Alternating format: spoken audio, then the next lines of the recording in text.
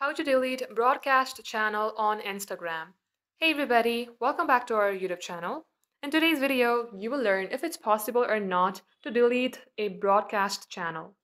Without any further delay, let us jump right into the process. Start by opening up your Instagram app and get logged into your Instagram account. Let's go ahead and tap onto our chat on your top right. Now under this section, you will see the option of broadcast if you are a member of any.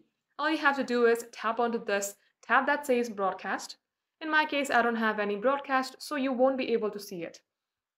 Once you're on the broadcast tab, you will see the broadcast channel.